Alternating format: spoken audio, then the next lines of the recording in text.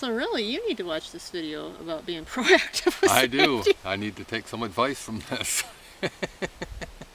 Need to wear a rubber suit and goggles, and We better talk about this. we better.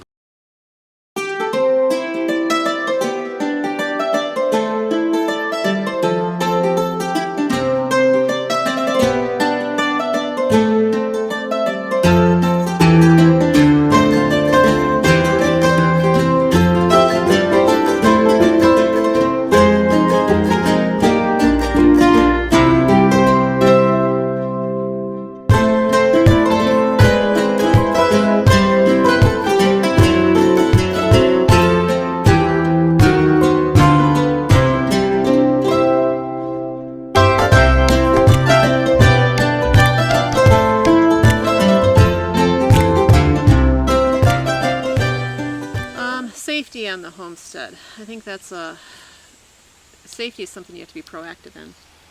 Safety is paramount. Safety is. It's always, it doesn't matter what we're doing. It's always on our minds. Yeah, the other day they were digging holes back at the cabin, and they were all done, got the holes all dug, so they drug all the tools up to the trailer area. We have a cargo trailer up by the RV trailer, and they had the shovels and stuff laying against the cargo trailer, and I see the pickaxe had fallen down, and there's these sharp edges on the end, and my first thought is, that has got to be put up before one of the little ones comes running by and falls on that, so up it goes, or away it goes. But that's the thing, is you've got to be proactive in the safety margin Always got to think ahead. Your homestead, because there are pitfalls, but there's also as many pitfalls no matter where you live. They're just different. Right.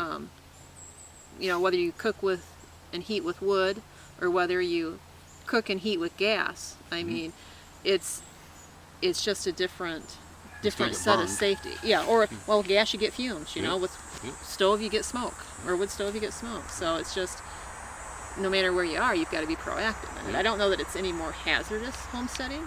I just think the opportunities are more plentiful if you're not. Well, that might alert. be, because I think, at least in, I guess if we're a suburban type homestead, you're not, for the most part, you're probably not going to be dropping trees for firewood. That's true. Trouncing through the woods. But nor are your children going to be when you're out in the woods. Are your children going to be running down the neighbor's driveway, worrying about the other cars? It's just tit for tat. Yep. So we gotta be responsible for our actions, and not rely on somebody else to. The neighbor will, look in his rearview mirror before he backs out of the driveway. And I think there's a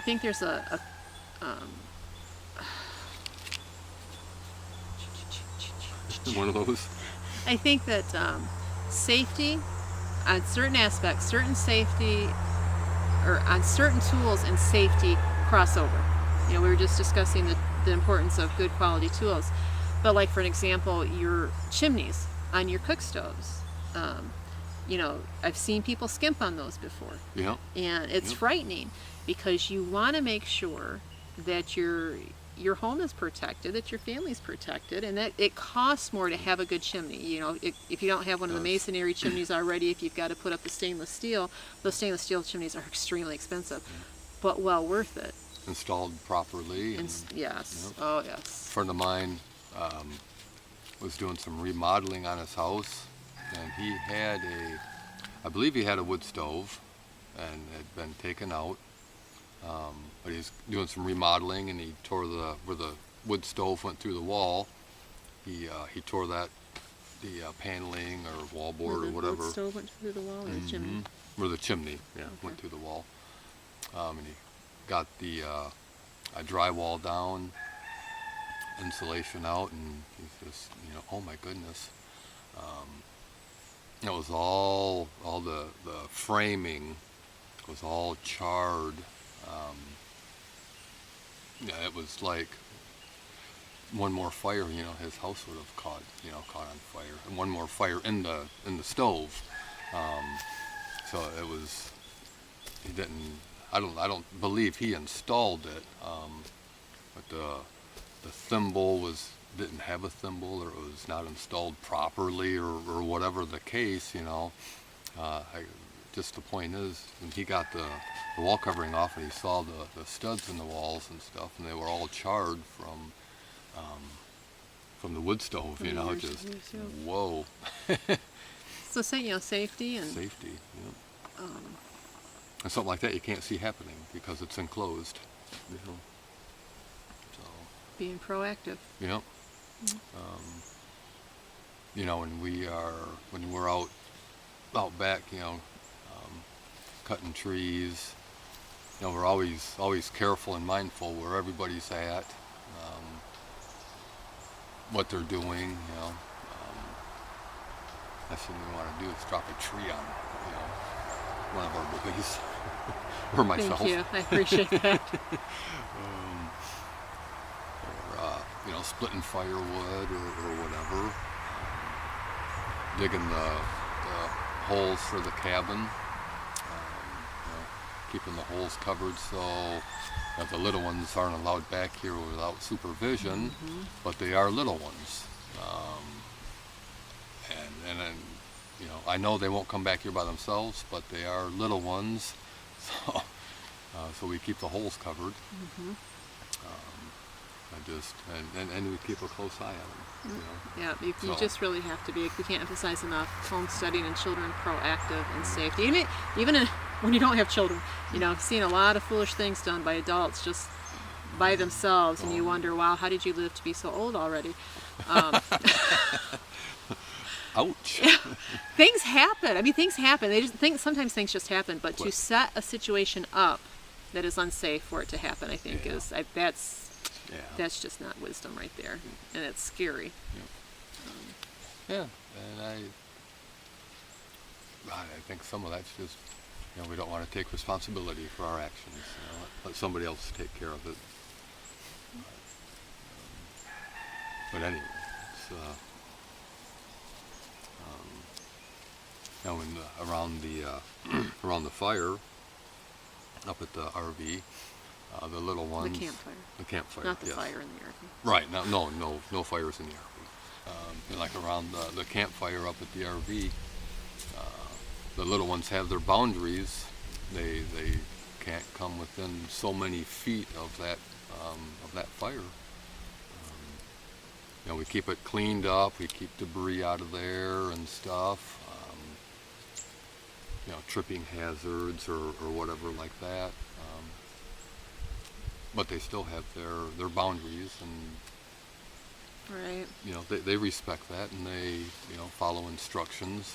But we still keep little a ones. close eye on them. It's, You know, our Zebulon, who is 6 now and a wonderful listener, when he was little, he was not a wonderful. he was not a wonderful listener at all. There was some issues, but that's besides the point, diet issues, but we didn't realize it at first, and he just would not listen. And, you know, here we are, cooking with a wood stove and heating with a wood stove, and neither, you know, Josiah, who was, you know, 1 year old when we started homesteading and started using the wood stove,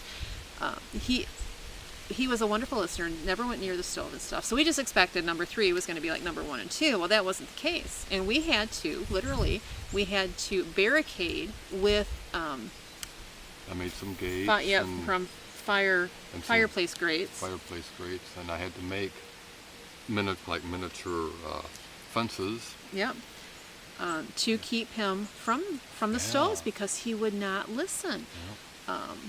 And he would end up getting hurt if he was near those. So we had to be extremely proactive, and but ages 1 and 2 and 3, we had to keep those gates up. Yeah. It wasn't until he got beyond the age of 3.5 that something clicked inside of him and his listening changed. Yeah. And then we could feel confident that he wasn't going to push the boundaries near those stoves. And he hasn't. And Simeon, he never has. I mean, he was more like Josiah, just like, you know, okay, you said no, so I just won't go near there. Yeah. But we still need to keep an eye on him.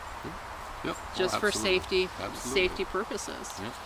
It's kind of funny with Zebulon now being the way he was way back when, watching him with Simeon, though. He's like always instructing and guiding and, making sure Simeon's not doing what he's not supposed to do. And Kind of the mother hen. yeah, so that's cute. So have we discouraged you yet? But safety. And I know, like with, I'll go back to the chainsaw. A lot of the PPEs, personal protection equipment, talking about safety, a lot of that stuff I don't wear. So I don't mean to be hypocritical, but just thinking back, I know they make chaps, to wear while you're cutting firewood, helmets and face masks and ear protection.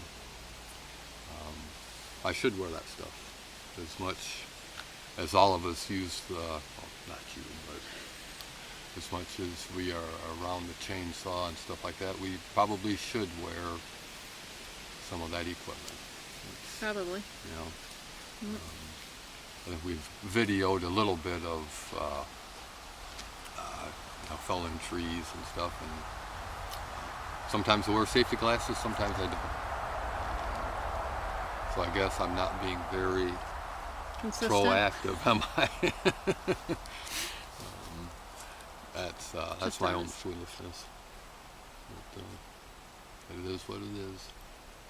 Yeah, and that's not the only situation though where we have to worry about. We just have to be really proactive, especially when little ones are involved Oh, or yeah, concerned or other people. I guess I'm more I guess more we take concerned with we other take people than chances with myself. ourselves. Probably the majority of people take more chances with themselves on things than they do others. But we, as far as having others around, you always need to be on top, one step ahead of everything. Yeah, yep. You got to be looking ahead. Absolutely. Now this is the first time we've been, living in the forest, gathering firewood for I don't know how many years now, 15 years or so, gathering firewood. So it's not new being in the woods, but living in the forest is new, and I'm finding it. I think it's hard on my knees walking through the forest every day, tripping over roots, or you step on one end of a stick and your other foot catches the other end of the stick, and, or if you're gathering water with 5-gallon buckets and your boots are not tied, and your lace on your left boot gets tied up in the True story. hooks on your right boot. One should really tie their shoes before you eat. And down you go with a 5-gallon bucket of water. I can only laugh because he was okay. And I missed it. You did. Not on video. Just safety, just goofy things like that could turn out bad. Okay. I could have fallen and hit my head on a rock. Broke a bone. Out in the woods, you could do the same. Tripping over a vine or a branch. I mean, that stuff happens. And bang into a tree. Just things happen.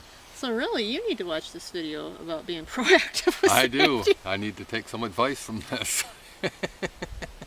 Need to wear a rubber suit and goggles, and We better talk about this.